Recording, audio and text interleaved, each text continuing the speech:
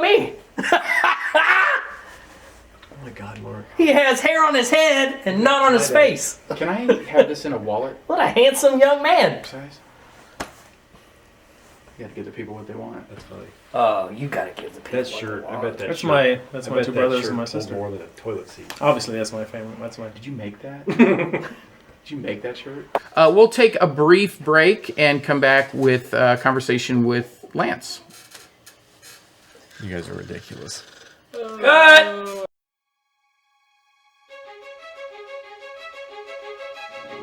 Check Complete, a referee podcast, is an educational resource for referees by referees, designed to connect and develop soccer officials of all ages and skill levels to better serve the game both on and off the field. The Check Complete podcast is back. It's season number 2, episode number 10.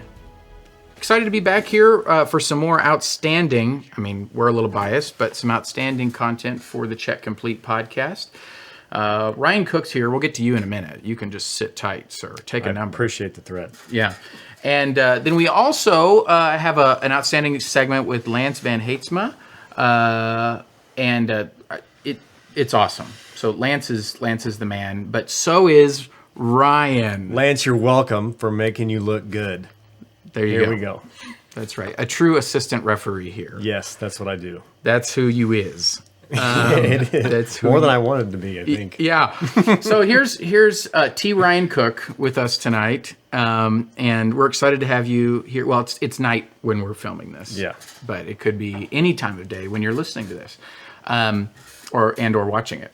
So we're here with Ryan, and Ryan he's got some experience. So Ryan, former national assistant referee. Correct. For 38. Nope, not quite. How many years? All included 9. So there was an injury in there. Candidate year was 2013. Kyle Atkins and I were candidates the same year, if you can believe that or not. They shot him in a rocket ship up to pro and then FIFA, and we know the rest of the story. And Right. I stayed back and held down the fort in USL Championship and NWSL, which I loved, knocking on the door of MLS. Hopefully, but you never know when you can get that call. But off Kyle went. I was with John, same time we traveled together, so it was a fun time. But 2013 through 2021 was my last year as a national AR. So There you go. And you are still actively officiating soccer at various levels. You still work collegiate soccer. absolutely, Yes. absolutely. So you work in a handful of different conferences, all the local stuff around here, as well as at the Division I level in the Big Big 12. 12-ish. I didn't get any games this year, but I did get games last year. Okay. And then the SEC, the Valley, AAC, they took a game away from me because it got rescheduled, such as life. Yes. So, and then the Heart of America, which is NAIA around here, I still do referee coaching for our local Kansas Yes. Referee Association. Anything to help better the referee of the game or maybe make it worse. No, you're helping. You're helping. I don't know. And then additionally, for your everyday life, you work in education. I do. I work in special education at a high school here in Kansas City, and I'm also the assistant varsity coach for the boys and girls at Blue Valley West. Go Jags. There's my shameless plug. There you go. Here in Overland Park. So, Home of the Jaguars. correct. Yeah, not quite. Yeah. But close. yeah, Jaguars. You're getting better. I'm getting better. Well done. Getting better. Home of the Jaguars. Okay, so lots of perspective around the game. Let's talk refereeing. I don't know if I've ever heard this story. How did you get started in refereeing? Excuse me. Rye. Well, I did as a kid, and then I went and played college soccer. Had for a applause. phenomenal career at Avila University. Yeah. Where I played half the time, I think. Yeah. And then got out, thought, I need to make some more cash just out of college. I'll start refereeing again. I yelled at a lot of referees in college. It can't be that hard. Started out doing high school games, went and did some US soccer games, and then said, you know what? How do I get the next biggest game? And it stayed that way for years. College games, which was, junior college and so on and so forth.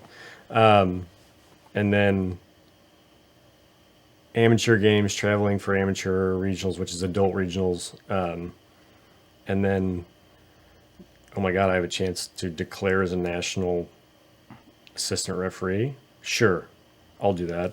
Kyle and John are doing it. John's already there. I can do this, even though I'm 5-6 years older. Fine. Tell me I can't do it. And I just kept going. And it still was until 2021. I just want the next biggest game. And that's what you work toward. And they get fewer and farther between, but you just try and get better every game so you can get that next biggest game, no matter what level that ends up being at. How did you decide AR? I I had met I shouldn't say in passing, but in some college playoff games, every once in a while you'll get a FIFA that's from around the area. Like Edvin Zurasevich, I know was a big effect on me. The one game he came down and did a playoff game at Rockhurst University. And I had met some other FIFAs, and they just had a different personality. They were much more thorough. They were much more focused, it seemed just had a more intense personality than I felt like I had. And they just had that ability to be very relaxed no matter the situation. And I felt like, not to mention, I think they had a higher level of, I felt, in my own harshness to myself, they had a higher level of fitness than I did. I might have been faster, but I feel like they could have ran forever. And they just read the game so well from a bird's eye view perspective. And I was just really good at helping and getting the black and white decisions correct, if that makes sense. Sure. So as far as, referees can do something differently in the 15th minute than the 80th minute, but everybody understands what they're doing. Yeah. I didn't feel like I had that ability at that time. So I think I made the right choice. I was just more of a black and white person. It's, details and whatever you can justify. So that's what I felt like as a better assistant referee, which is, a lot of people thought Kyle Atkins was a better referee, and they were shocked when he went assistant referee. So, but I also laughed a few times with John Freeman, because we still talk every once in a while, but a long time ago, he actually called me after one of his college playoff games as an assistant, and he goes, "Ryan, how in the world do you do this?" The third sprint, I was seeing double, and there's no way I can call an offside or, keep it down when I'm seeing twice as many players. I was like, we just do it, Yeah. So it's just a different perspective, and I just felt like I was a better fit for assistant. So your path upward, you said you just wanted to kind of get the next biggest game. That was some innate within you competitiveness coming out. Would that be a fair thing? So I think it was just competitiveness as far as like, because there were some people, some doubters that were just like, well, you're too old, you don't, John was a state referee for 3 years, and he's 6, 7, I don't know how many years younger than I am. By the time you get there, they'll say no, which they may have been right, but I felt like if I never tried, I'd never know. So let's see where it takes me. And there was a time I felt like, well, I'm this much older, and they're already recognized. I might make it to national on a NYSOA level, which is the college level national. They have their own brand of national referee. And then, lo and behold, 9 years later, I was a national U.S. soccer assistant referee doing USL Championship, USL 1, USL 2, NWSL. I actually got a fourth, luckily enough, in the MLS when Rubio Vasquez couldn't make it in from Charlotte in time. I had arguably one of the biggest games in Kansas City between FC Dallas and Sporting Kansas City, an Open Cup in 2017, which was so much fun. But it was a huge, huge game. It was the year Neil Patterson passed away. Actually, it was that week. Passed away, and then they ended up winning the Open Cup that year. So Wow, yeah. it was fun. But yeah, how do I get the next one? And it comes when you don't expect it. Right. So that was the tough part for me, and balancing schedule, all that stuff. So Right. And I ask, I know there's tons of folks, right, that are on this journey. They're trying to navigate this themselves. But we also, in the various admin roles and leadership roles we find ourselves in the referee community, are always, and you and I have talked about this a little bit, but I think it's always a point of conversation of what lights the fire, what flips the switch for referees. And so I think that's where that question starts to come from, or at least that observation, because I know we're always trying to figure out, it's like in education, not everybody learns the same way. Similarly with refereeing, not everyone is motivated and takes the next steps for the same reasons and has the same type of things. And so I think it's just always fascinating for me to hear, this isn't a question, it's just a statement, I guess, but it's always fascinating for me to hear what is it that catapults people into the next level. Right. And I think for a lot of folks, especially that have been around the game, it's that internal competitiveness that goes, no, I want to do something bigger and better. Yeah. What's next? And there's so many different ways to do it, right? Like I remember Brian Hall at an RTS saying he met a Brazilian referee that in a cab told him, he goes, hey, I'm going to tell you a secret, but you can't tell anybody. He goes, yeah, what is it? And he goes, I've never read the law book. And this is a Brazilian FIFA referee, right? I mean, biggest country in the world for soccer, arguably. But on the other hand, I know I'm going to use Kyle Atkins. I feel like I was kind of always jealous of this ability.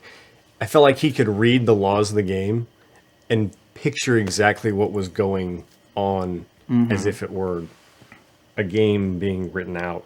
Does that make sense? Yeah. Whereas if I read it, I'd go, oh, but that's why I watch a million games, so I can make sure I catch it, that one moment that makes it make sense, right? So I'm a visual learner. I think a lot of people are visual learners like that. So the law book was never my strength. I had to see it happen, and I watch the top level people because most of the time they do it correctly. Yeah, that's why they're there. So, but yeah, that's however you want to do it, and whatever drives you, do it, because the more people that try to get better, the better off everybody else has to get. Absolutely. So raising the bar collectively. Yeah. So, okay, so your experiences along the way, I'm sure there's 1,000 stories. At least. Of just... And not even just on the field, like off the field. Definitely off the field. It was the journey. It's always the journey that's the most fun to talk about. It's, forgetting stuff and... what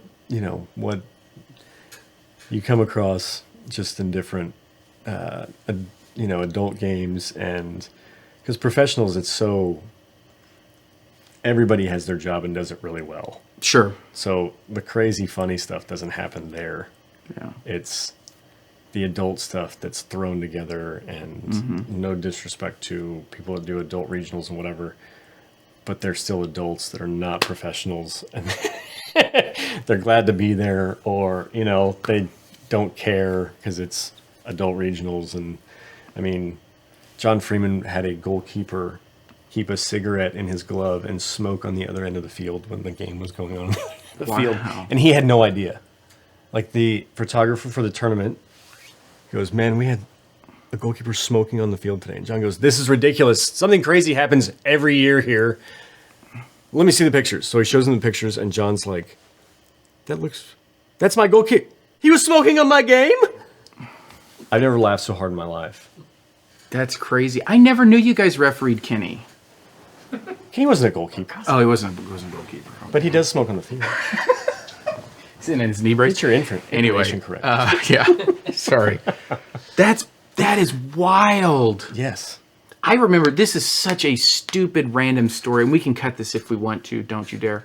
When I was playing at the back end, like my senior year of high school, I had gotten cut from the baseball team. there's still some pending litigation there. But Fine. anyway, You're not bitter anymore, so it sounds we're good. on the 5-yard line with that lawsuit Yes. against Olathe. Sounds like it. Never mind. Anyway, but when I got cut, because apparently you have to be able to hit a baseball to play baseball. But Details. Go ahead. I was just playing Olathe youth baseball, just rec ball with my buddies, and I got a hold of one, into left field. Best feeling in the world. Yeah, but I hit it. I mean, it was a rope, and I hit it at this guy, and he was actively texting when I hit the ball too. Did he still catch it? Yes. I'm still so mad. That's probably what I'm 33. But the thing is, I said you were so good, though. I bet that was just like, I was so mad because I didn't hit a ball. I couldn't hit a baseball. My dad was always like, "Is your swing in slow motion?" Like I could not get the bat to go. I mean, I could, and I was a decent first baseman, but nobody wanted a defensive specialist. I'm sure that was an American League outfielder, though, standing there. I'm sure of it. Yeah, he went on to play. He's been in the major leagues for 10 plus years now. Sure, yeah. Anyway, so sorry everybody for Ryan getting us off topic there, but so as far as your You're just journey, trying to even. I think you're just trying to even out tangents. Gosh, no, that's so good, and I'm sure there's 1,000 stories, but I think I love that that you're, and anybody that's been in officiating, and anybody that wants to get into officiating. The journey, investing yourself into it, getting involved, throwing yourself into it, and meeting people and getting better together and being on the journey together is such a joyous thing. To be honest, it's wonderful. I really learned that's the only way to live life, right? Like this was a hobby, and if you don't go all in, it's not fun. Yeah. So go all in, and you never know what's going to happen. Like, it's not a destination. Some people, I have to make it in the MLS, or I have to be right. You have so little control over that. It's unbelievable. Right. So, just go do your best game that day, whatever, and do it for as long as you can. It's when you need to take a breath and step away. If you want to come back and after you vented and cried and whatever, go back. If you don't, fine. Yeah. But go all in. Good. Go all in. Because you never know. So you've been on the coaching side now for a little while. Mm-hmm. This provides, you've kind of completed the trifecta, right? You've It played. means I'm getting old. It means I'm getting old. It's okay. Yeah. I saw you chewing through the child safety thing on that ibuprofen just a second ago. I didn't see that. It tastes good. If you guys haven't tried it. Couldn't open it because he had a beverage in his other hand, so he's over there just gnawing on that thing to get the ibuprofen in his system. Anyway, it's okay. It's okay. Anyway, yeah, it's fine. It's okay. So, as far as your coaching side of things, you played, you officiated at a very high level, and your coaching. What has that added to your, I guess, concept of the game of soccer? Is that a fair question? It seems like a bad question. It's a terrible question, but I'll answer it because I love you. It's like, I know people complain about officiating. Like, there's a shortage in youth sports officiating nationwide. So stop beating the kids up, okay? Right. Let them learn. And if they're not there, your kids don't have a game anyway. So let that be a lesson. So anyway, I have learned, like, I always used to, like, people would tell me stories or ask me a question, and I would think it was just a one-off, and I'm like, it can't be that bad. And I coach high school, so I use high school. It can't be that bad so many games in high school sports. And now that I'm coaching, it's that bad. It really is that bad. And I think soccer is one of the worst because it's so subjective. And we do have officials do have a short shelf life, no matter what level, right? Mm-hmm. So people come in and are learning. It's going to be a rough game. So it's really hard to justify that for kids because they think, well, everything's got to be fair. Right. Yeah, life's not fair, really, and it's hard to teach them that lesson even at that level. But it's tough. It really is, because you're trying to be consistent and you're trying to make it look easy, and so people don't get bent out of shape, and it's tough. So you have to pull lessons out of it for the kids, right? So it's life's not fair. What can you go through the adversity and Right. win whatever, but compete, and you're gonna have adversity your whole life. So And we do it, but it's tough. It really is. Yeah, and I know the phrase gets thrown around in a joking way of sorts, at least sometimes in our community, but this idea of extension of the classroom, there's a lot of truth in that, right? Like, these are learning opportunities High school through games, sport. yes. And I mean, college athletes are still a student athlete, right? Right. Even though it's at a high level, scholarships, all that stuff, they're still student athletes. So, yeah, I mean, Right. So where do you see, and you've already talked about it being a little rough out there sometimes, where do you see the biggest deficiencies? And I know this could seem like a piling on the officials in our area, but I have a hunch that it's not just Kansas City, Kansas it's side, not, right? It is not isolated to the Kansas City area or Right. Kansas area. So I think the biggest deficiency is just, first of all, it's numbers. Right. So, a long time ago, our assigner here locally that assigned high school games said it was 2.5 officials, soccer officials, to every one game. And basketball at that time was 8-1. Well, you need 3 officials for soccer and basketball. There's 8-1 for basketball. Right. There's 2.5-1 for soccer. Something's got to give. Right. So, and then there's other factors, like there's college season going on, and Right. take out those variables, but just officials that are signed up to do high school soccer. I would imagine it's worse now. So, Yeah. in a deficiency, I think it's just, I think the biggest one is football understanding and just knowing the rules, and not the nuances of the rules. The rules is the biggest thing, but football understanding, I think, comes with just being around the game and watching. I think that's a big part of it, but that comes with time. So, Right. I don't know. That's a big wave to surf, my friend. Yeah, it's extremely challenging. And I think and even though you're on the coaching side, a lot of what you do is referee development around the game, and can be a resource for the assigners and those of us that are in development aspects, which, it is challenging. I think there's some days where you look at it and you go, I'm staring at a hill that I can't even begin to climb. There's other days where you feel like, hey, we're in this together. We've got the ropes, we've got the tools needed. And I think, it's tough. I think now it's tougher, but it's easier. So there's so much technology. Almost every game's filmed. Right. If not, somebody filmed it somewhere, and they could throw it on a VO or whatever. There's so many technological avenues, and if you can, from an education standpoint, just get somebody thinking about what they're doing, Right. and then encourage them to keep doing the things they did well, and then here's some stuff to improve upon, and not a one scenario thing, but something that's a pattern. Like I try to tell my players, I'm not going to tell you something that you can correct from a situation yesterday that's not going to happen for 2.5 more years. Mm-hmm. I want to correct something that you habitually do, that if you change this a little bit, it's going to drastically change your game. Right. That to me is coach, like, if you get one thing at a time, but the biggest thing at a time. Right? Yeah. Sometimes it was even when I was a national and a pro coach would coach me, I was like, oh my God, they're right.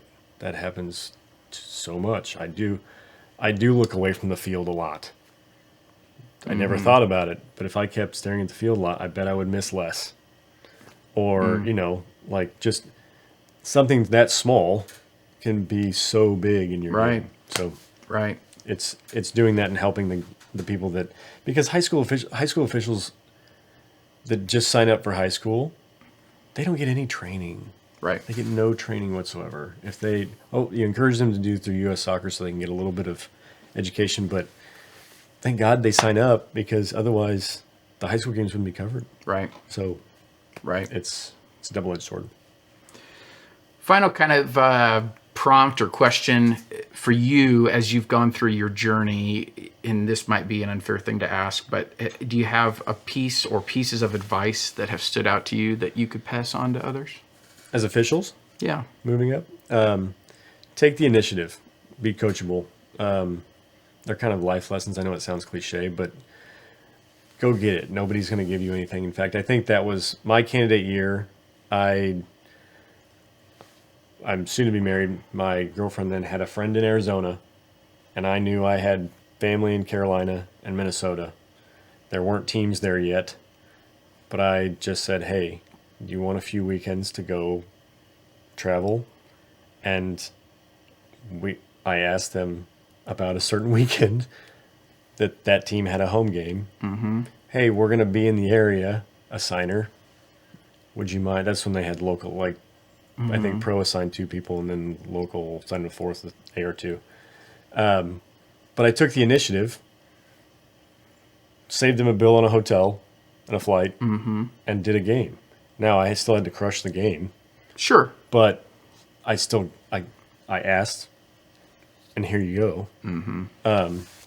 But all I had to do was ask. Yeah. So that to me is taking the initiative. And then as an AR, I didn't have to pay for an assessor because they were professional level games. Right. I think they were USL. It wasn't called championship then. It was just USL. So I did, well, 2 of them were NASL, Carolina Railhawks, and then Minnesota United. I'm pointing like there's a map. Yeah. And then yeah. What else do you see in here? Tell us. Phoenix lights. I see the What lights. are the voices saying? Gee, man, Christmas. You better edit that, you little jerks. Stan. Phoenix, Arizona was the first time I worked with Kevin Stott. Oh my God. What a great dude. And I embarrassed myself as I usually do, like I did just now, oddly enough. You're doing great. Kevin, funny story about, so this was my first ever, the story. I asked for the game. They gave me the game. Kevin Stott's coming off paternity leave, and Pro made him do 3 USL games in the middle before he went into MLS again. Yeah, yeah. We're in Phoenix, Arizona. 7 o'clock kickoff. It's still 100 degrees easily. But it's a dry heat. Whatever. Yeah, as John says, it's still an oven. You ever refereed in an oven? It's terrible. People that, it's a dry heat. Yeah, and then you try to manage somebody when you've been running and you're just like... Right. Yeah. Every game. Yeah. So anyway, I'm with the crew, and one of the crewmates goes, we're long sleeve? And I go, are you kidding me? It's 100 degrees outside. What referees are going to wear long sleeve in this heat? Oh. I'm going to sweat my tail off. Are you nuts? And he looks at me and goes, and I go, oh my God, I'm so stupid. Kevin's putting on long sleeves. He always wears long sleeves. Always. So he just laughed and said, he goes, do whatever you're comfortable in. And I just walked out and didn't look at anybody from the rest. But he was phenomenal. Phenomenal guy, phenomenal person, phenomenal referee. Yeah. So yeah, it was fun, but I couldn't believe it. I was just like, God, Ryan, just shut up. Foot in mouth. Up. Yeah. Been there. Just like you guys are gonna be like, Ryan, just shut up.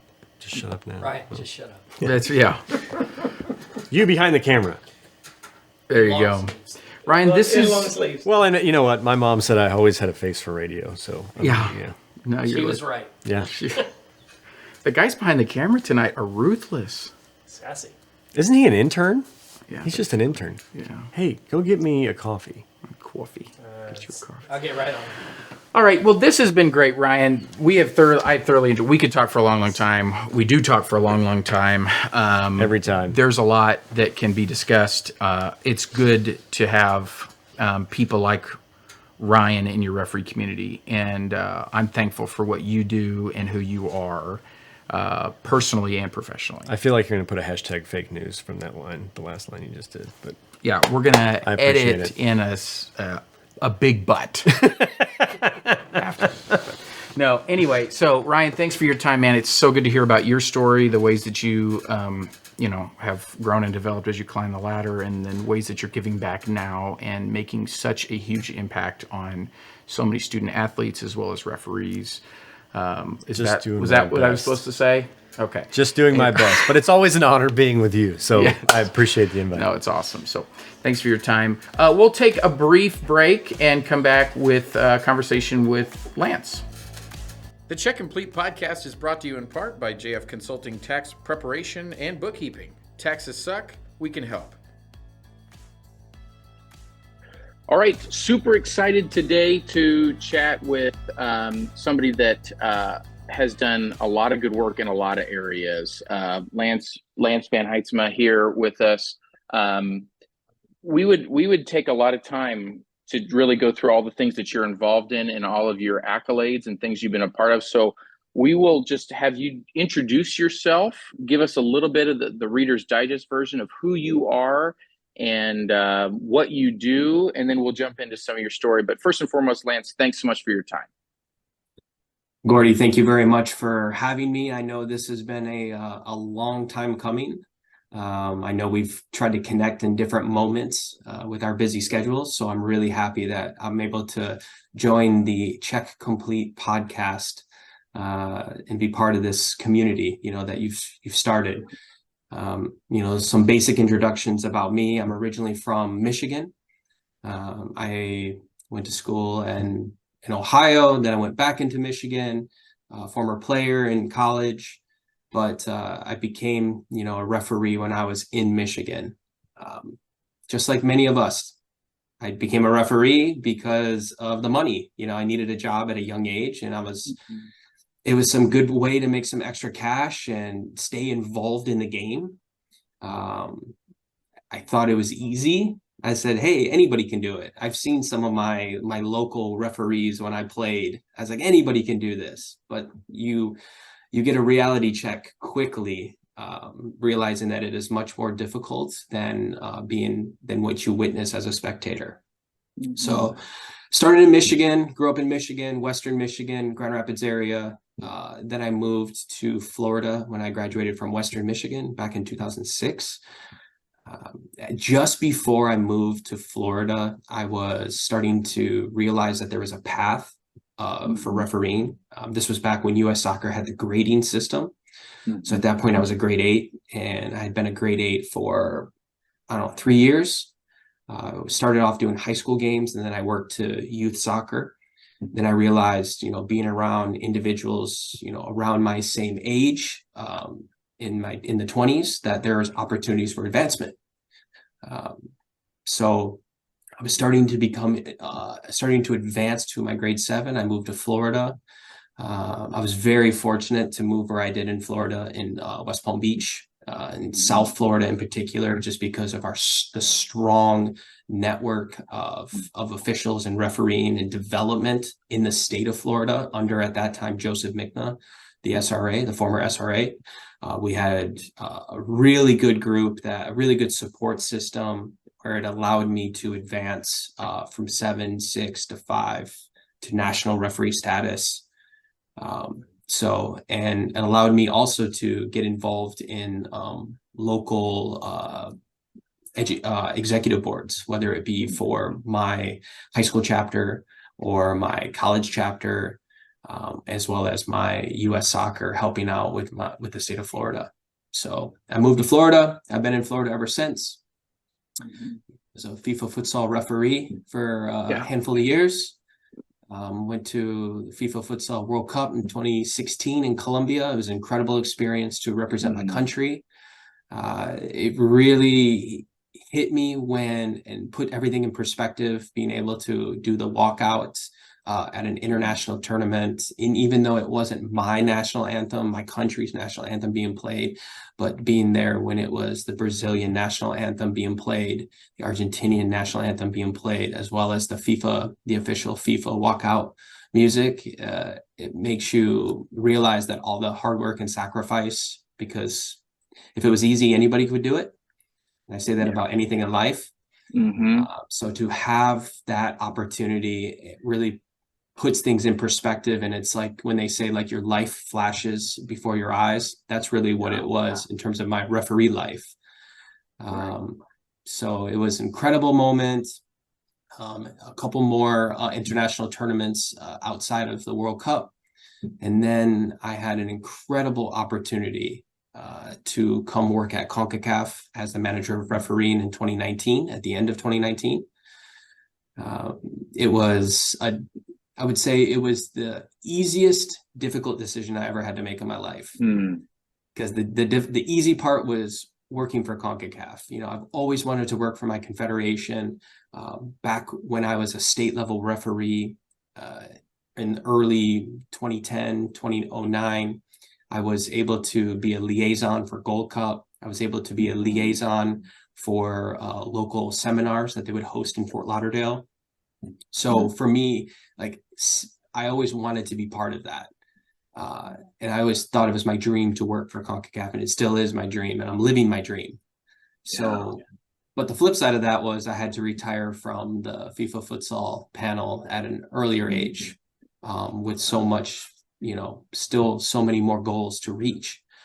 So I always firmly believe that when one door closes, another one opens. And it allowed me an incredible opportunity here at CONCACAF to make a difference and to focus on referee development at a higher level.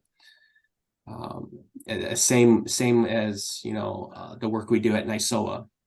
NYSOA really paved the way for me in my referee career, the college game. It provided opportunities, high-level football and soccer in a safe, sterile environment.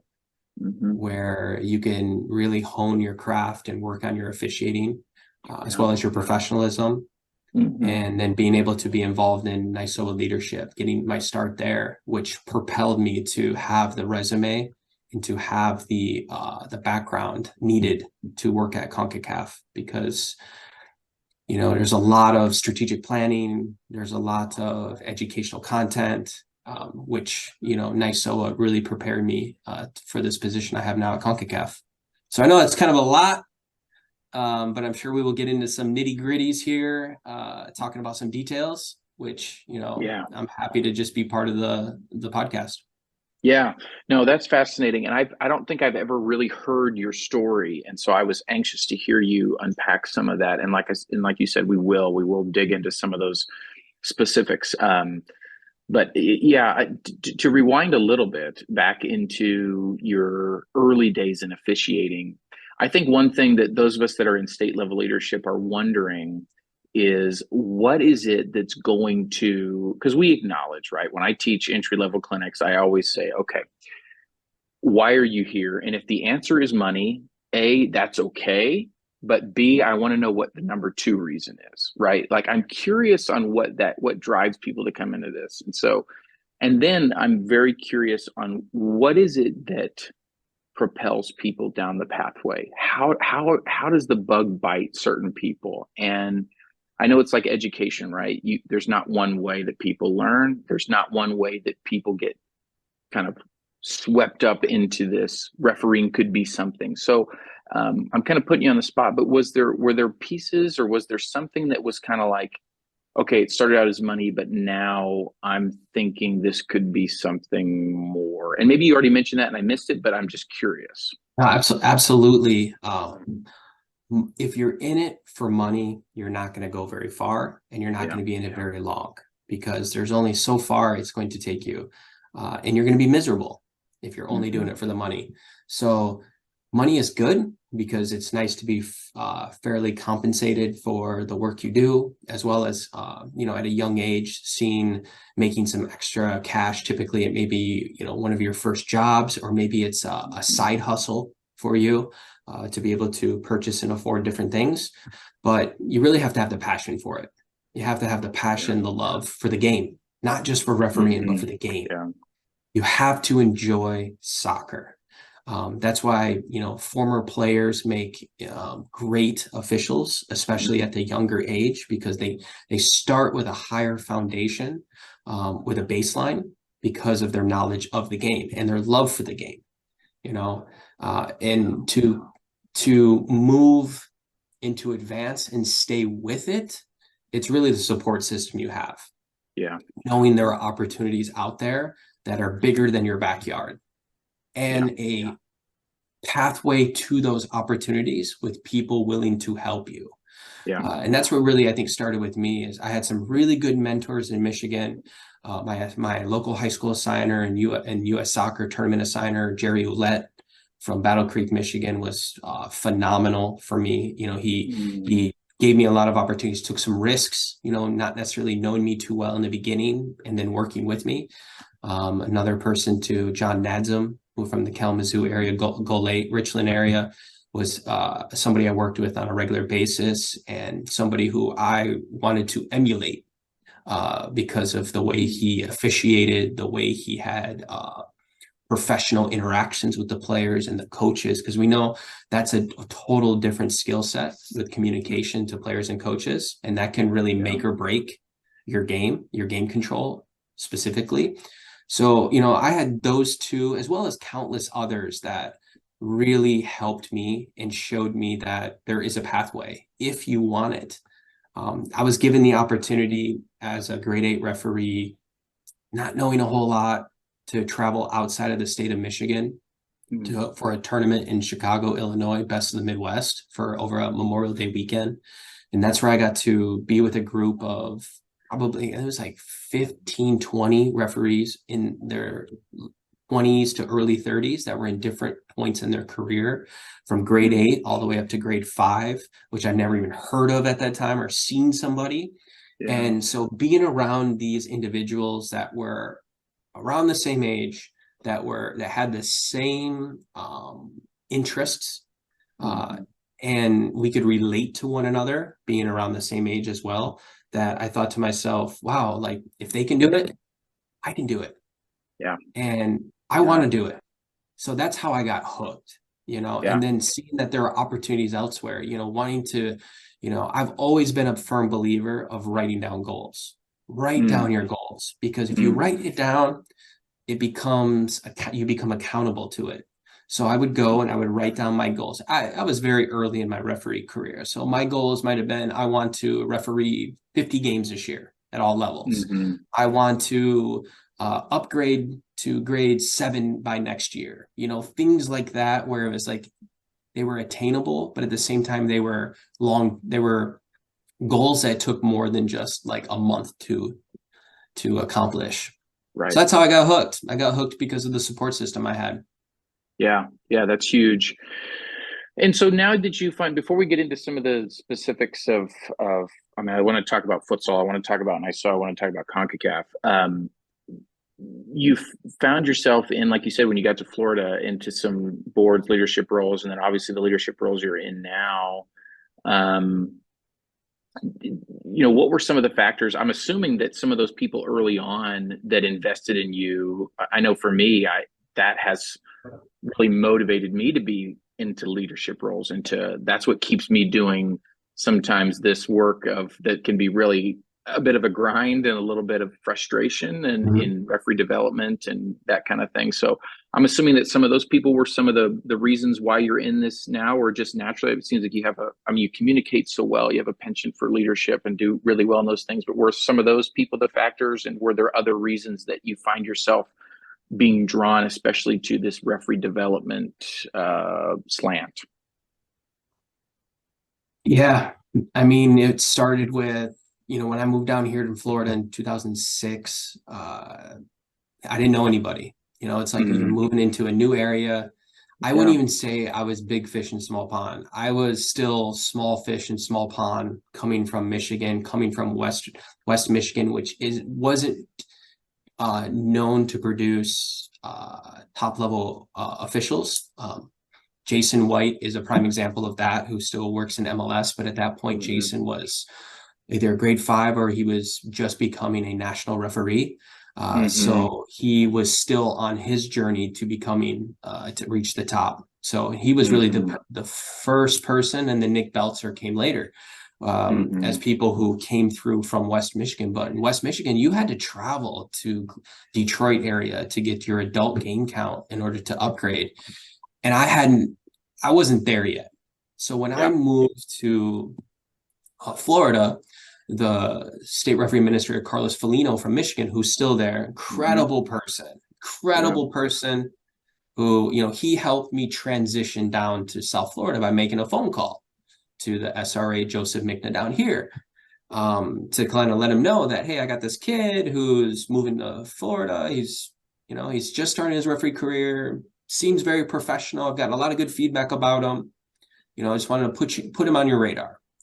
So that's where I got, where I got my introduction down to Florida. And then it was,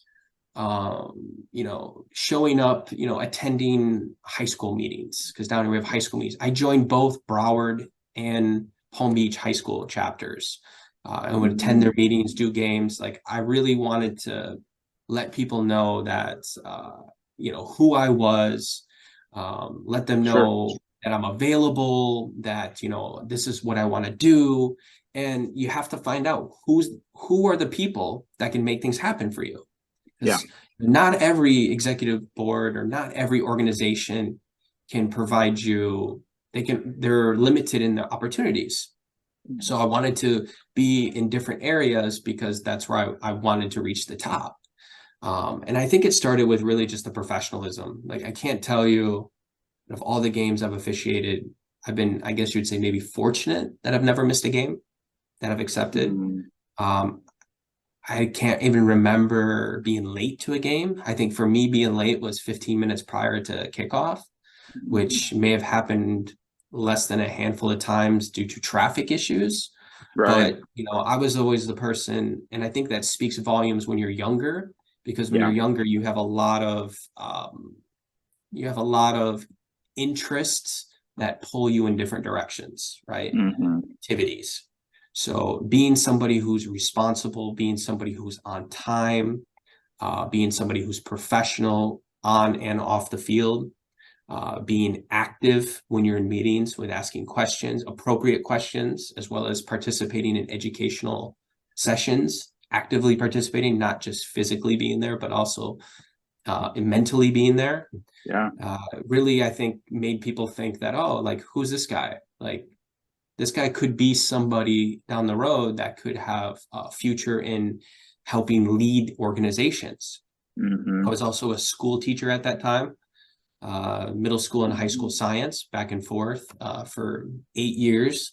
So, during that time frame too, I became better with my platform skills, people management skills, communication skills, which, translates both into refereeing and also into leadership positions.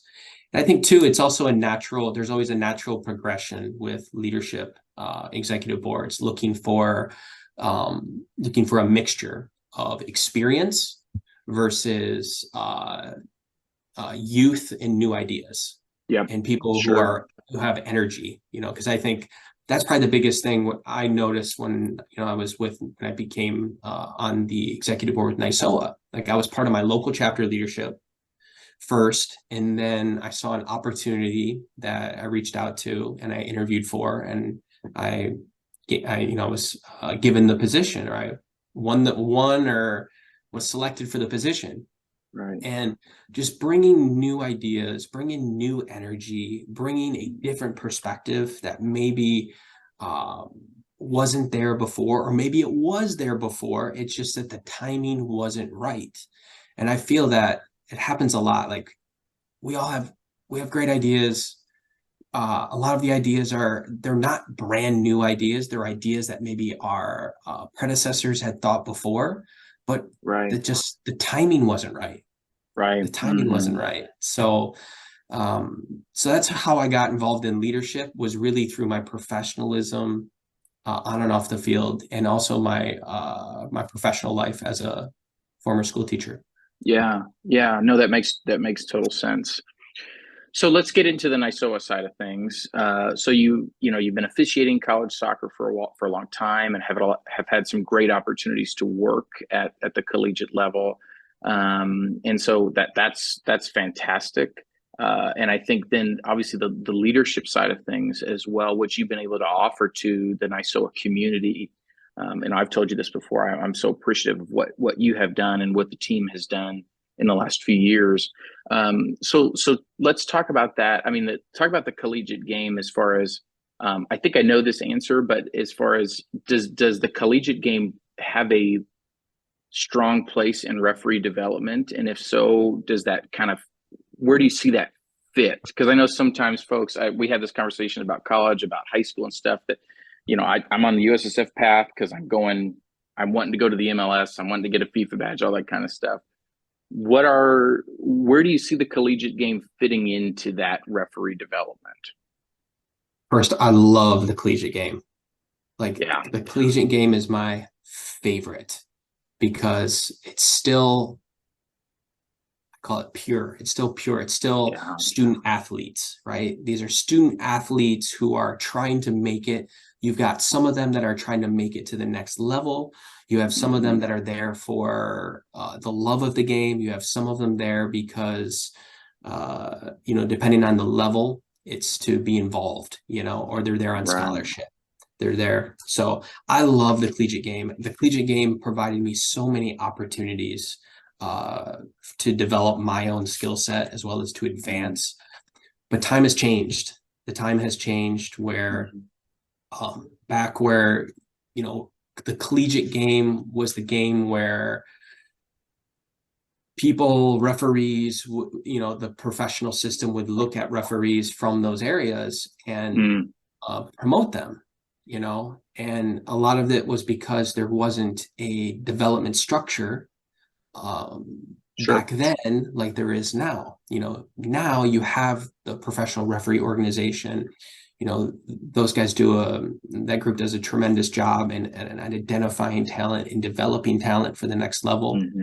I know there's, you have MLS Next Pro, you have more USL games. I mean, I sound old when I say back in my day, we had NASL, which was like 6 teams, and USL was like 6 teams, and that was it. So, and you were walking to those games uphill in the snow, right? Both ways. Yeah, barefoot. Yeah, when you were doing those games, right? Yeah, sorry. Yeah, in Florida, barefoot in the sand in Florida. So it's just, there is a place for it. I think there's, especially like with the players, the players used to be developed in the collegiate game for the professional level, but now there are more opportunities for players. You're seeing players that are not going to college that are getting, drafted or signed out of their club, the homegrown player allocation. So, and we've seen that in refereeing too. Refereeing is, there's more games on the U.S. soccer side at the Division II and Division III level that are providing that development opportunities, as well as the professional referee organization is putting mentors, putting observers on matches, and they're getting out at the fields to get their hands on the officials to develop the talent.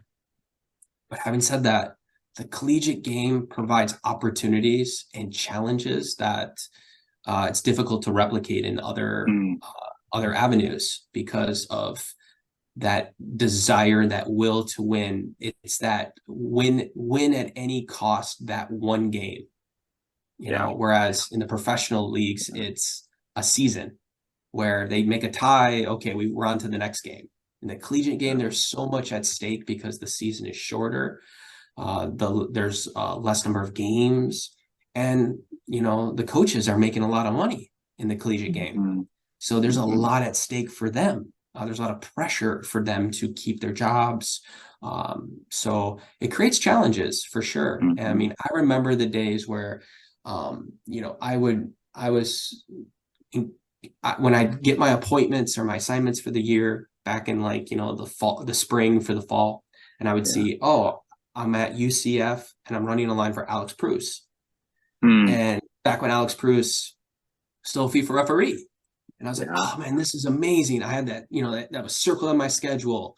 Or another one where Sandra Serafini is coming down to University of Miami for a game. And I circled that one. She was a FIFA referee. So because the college game allowed you to work with referees from outside your local area, top level referees, some of our top referees in the country who are working at the professional level. So that in itself was an incredible opportunity because for example, if you're living in Kansas, let's say you're living in Lawrence and you're working a game at University or at KU, which is still University of Kansas. I don't understand why they call it University of Kansas, but it's KU. I know. I'll put it in an email. Podcast. Yeah. It's another podcast. Yeah. I'll note it here, Lance. Yes. Okay, so you're at KU, really in the middle of heartland America, but yet the collegiate game allows you, because the Big 12 travels in officials, to work with Alyssa Nichols, to work with Tori Penso, Brooke Mayo, some of these top, Natalie Simon, some of these top level officials that you would never have the opportunity to work with if it wasn't for the collegiate game. And you get to learn from them, right? You see how they interact with players, you see how they control the game, the fouls they call, the movement they have. So that's where I feel the collegiate game plays such an important role in the development at the early stage, before you even get in the middle and starting getting referee appointments. Right. Now it's changed a little bit because of, the union and, the professional referees not allowing officials to work certain number of games and that kind of thing that I don't know a whole lot about, but just the overall premise of it. So it creates, but that creates opportunity. It creates opportunity for other officials to get chances. And I think that's special. The college game is special because it'll afford you opportunities to referee high level soccer with high level people. Yeah. Absolutely. It's a beautiful thing. And I think it's got its place in the referee development pathway. And I think you've given us a strong case for that. I think there's many that would agree. Shoot, I mean, I could recount some scenarios. I'll give him a shout out because he lets us use his office space for our podcast. But I think I learned more running John Freeman's line on communication devices than I've learned in almost any course put together, right? I mean, just listening to him interact with players and manage situations and coaches and things like that. I mean, so I echo those sentiments 100%. Same with Corey Rockwell. Right. Yeah. Corey Rockwell is just like John, Corey Rockwell is the master at it, and to be able to work with Corey Rockwell in matches, especially early in my career, it was magical because it's like you get to learn the tips and the tricks of the pros or the experienced officials that they're not taught, right? They're learned. Right. Yeah. And you do. It was incredible. And that's where it's so special. And more conferences are starting to travel officials. So it also gives the referee and the assistant referee the opportunity to travel because it's a different level of professionalism when you're traveling for a match. And I was very fortunate in my collegiate career to almost travel too much at times where I was traveling all over the country for matches. And it allowed me to meet so many incredible people from all over the country that, I can say that the friendships that I've made have been more valuable than the matches I officiated because it's always better when you're working with your friends. It always helps with your comfort level as well as your professionalism versus, maybe somebody you're not, you don't know. But you have to trust because, you're there for the same reason. That relationship piece is so huge. And I think even to trace back to your original getting started in officiating, right? That was what propelled you to continue your path. And then what keeps you going as you continue to at any level, right? Whether you're just a brand new referee or you're moving into the collegiate side, you're upgrading to like a thing, or whether you're the manager of refereeing for CONCACAF, relationships continue to be a hallmark piece of why we stay involved in this kind of thing. So as far as on the NYSOA side, before we move on to futsal CONCACAF related stuff, the direction of NYSOA, where things are headed in the collegiate game. I know that there's, and we won't get into this, but I know that there's, you know, you have some other organizations that are at play. There's some other pieces at play. Assigners have choices as far as officials they use and the different platforms and things. Where do you see NYSOA moving? Are you optimistic? I would assume you are, in where NYSOA continues, how NYSOA continues to serve the collegiate game and its officials. What's that path look like, and where are we headed? Just like the collegiate game has evolved over time, you know, the referee organizations that service the collegiate game, specifically NYSOA, must evolve also over time. There was a time where, you know, education was being done through PowerPoints. Time where education was then clinics. There was a time where it was, you know, webinars. I mean, there were moments where we would crave as college referees just to get clips of any game, professional, you name it. Then it was, well, I want to see more college games. And then it was, okay, well, you know, I'm screen recording on my phone, you know, to get the college clip. That's, you know, the game of the week that was on Fox Sports on Friday nights. But the game, it's evolving, right? Like, you know, I'm very proud of the work that we've done at NYSOA, you know, specifically since I've been involved. But also the past, because, you know, you need to stand on the shoulders of the giants before you in order to see the future, and to be able to, you know, we looked at, you know, first off, you know, the Terry Vaughn Referee of the Week, you know, recognizing high performing match officials throughout the season is special. It's special to me. It started off as just the NYSOA Referee of the Week, and then it has morphed into, you know, the Terry Vaughn NYSOA Referee of the Week presented by Official Sports. Because we need to provide our members more visibility. Because NYSOA is not an assigner. NYSOA is an education and membership driven organization. We also need to look at how we can provide opportunities. How do we provide opportunities for our members? So we need to showcase them, right? Whether it's doing the Terry Vaughn NYSOA Referee of the Week, whether it's recommendations to conference assigners, whether it's recommendations to the NCAA, bringing instructors and assigners to NERSA, the College Club National Championship event, for identification purposes. Those are things that I feel that NYSOA is moving in that direction, moving into the direction of providing visibility and opportunity and value, because you have a choice to be a member of NYSOA. And, you know, we value each and every one of the 4,900 members that we have. But we also want them to feel the value that they receive, whether that be educational value. You know, Corey Rockwell and Amanda Ross do an incredible job with the education for the match officials as well as the assessors. I think we're the only organization that has an established, structured evaluation program. And that evaluation program is going to be critical to the success of advancement for referees, because that information needs to be shared with the NCAA and John Collins for postseason appointments and selections. Because I think, you know, we're in an age where everything is data driven. You know, we want fairness, and the only way to get that fairness is to have that data that drives decisions.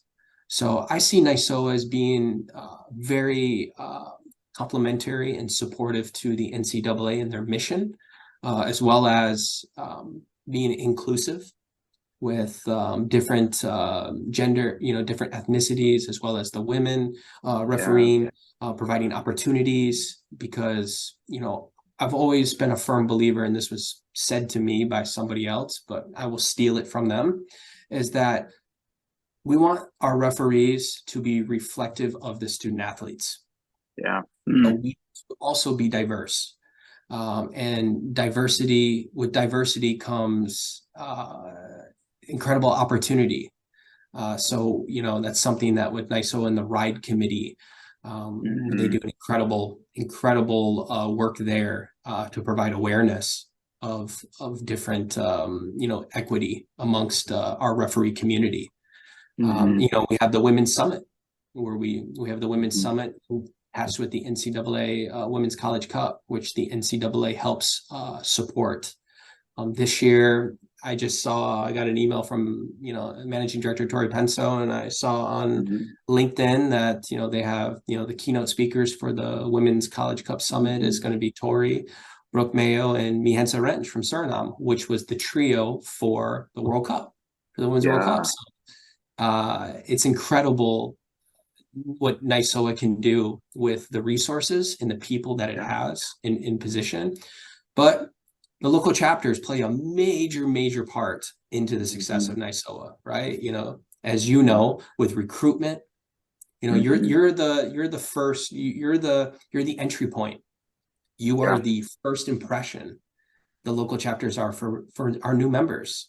And the local chapter is the conduit to the NYSOA executive leadership for leadership opportunities.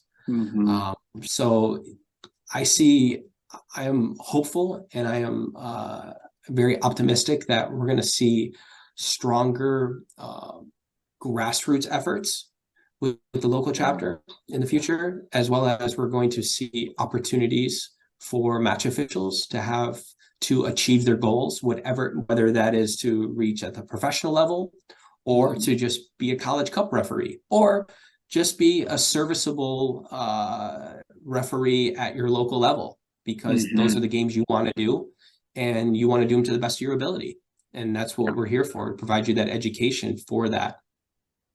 Yeah. Well, it's wonderful what you guys have done. And I said it already, but I'll continue to say it. We appreciate I'll speak on behalf of our Kansas City chapter. We appreciate so greatly what you guys have done and the direction NYSOA continues to move. We're on board.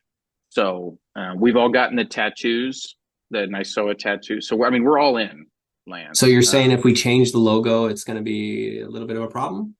Yeah, if you could just fund the rebranding, we'll put it that way, then we'll be fine. But yeah, please don't change it, because it was painful. Anyway, so let's talk futsal. I work at the grassroots level of futsal, and I will tell you, I love it.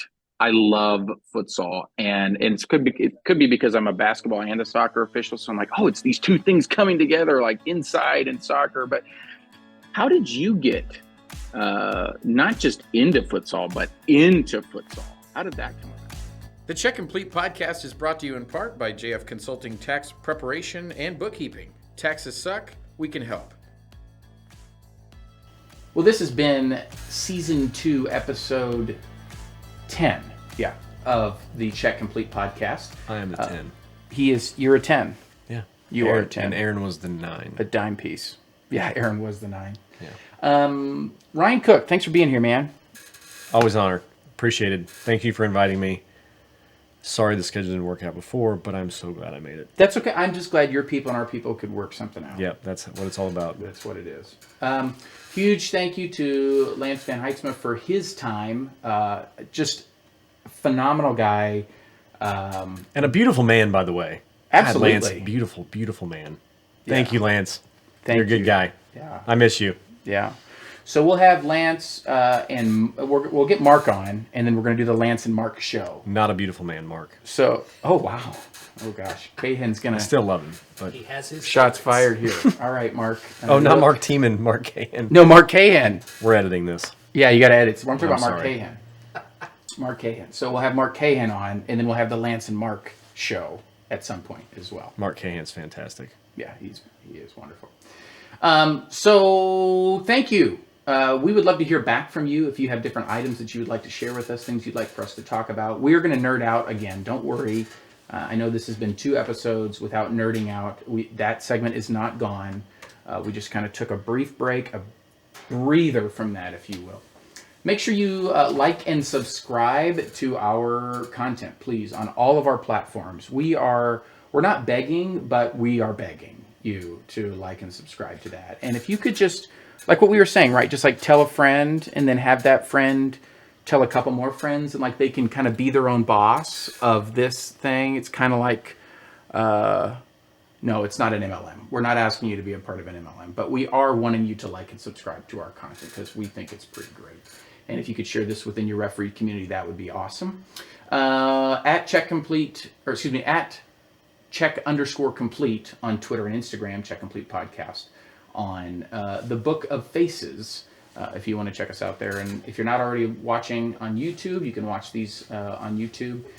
Like and subscribe to those videos. Subscribe to our channel as well would be much appreciated. I don't know what he just said. Get people to watch. Yeah, watch and listen. We would like that.